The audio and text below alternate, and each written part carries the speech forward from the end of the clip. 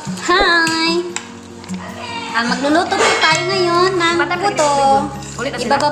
Ibabahagi ko po sa inyo kung paano ko po siya gagawin. Sana po mag-enjoy kayo sa aking gagawin today. So, na-ready ko na po ang ating ingredients. Naka-ready na po siya, kaya mag-prepare na po tayo.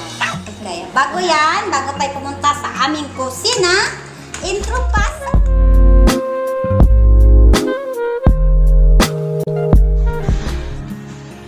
Gagawa tayo ng banana puto.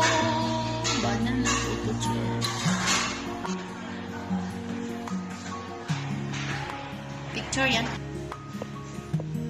So, wala tayong makina para magdoro, kaya Dorog na yung harina natin, kaya lalagay na natin yung flour. 1 kilo flour.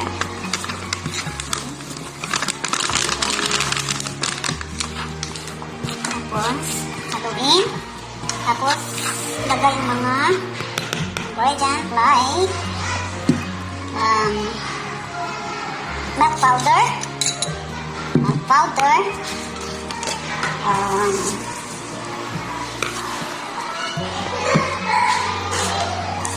sugar, konting asin para pampalasa, and then baking powder. So wala na tayong baking powder, ubos na natin.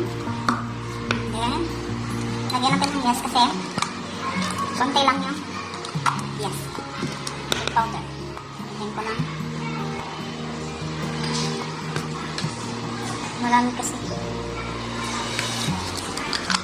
Okay, nalagyan ko na. Saka lang to. Ito ko lagyan ng baking soda. Konti lang. Stop. And then, pagka-dito natin. Okay na.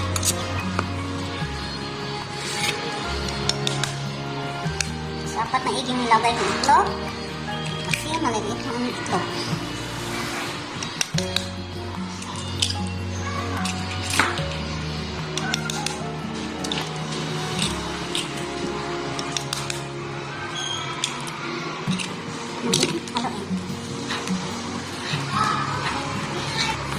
Sunod natin ang butter. Then butter.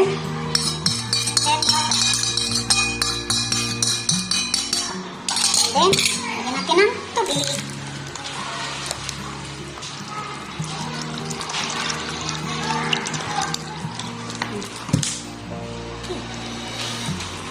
Tapos, haluin na po ng mais. Ayun.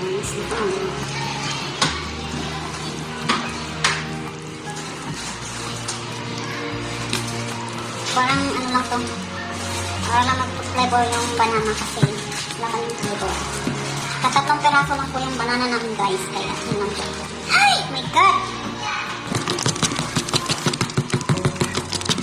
Sabayin, puto cheese. Pwede na siyang ito eh. Sasalang na natin siya kasi gawin natin.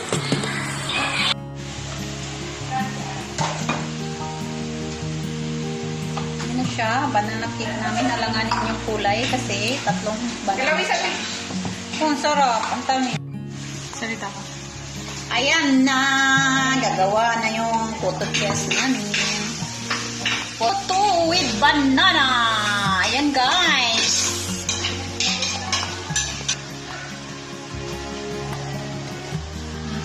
Ayan naman. Kanya naman siya paglagay. Ayan siya paglagay. Ayan. Tadaan! Alas. Ayun. Pag-timplanin mo? Pag-timplanin mo? Na.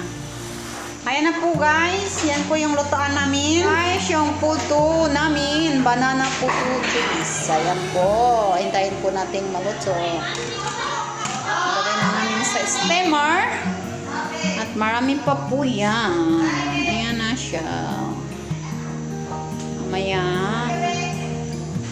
lagay namin dyan. Wala kami yung hall na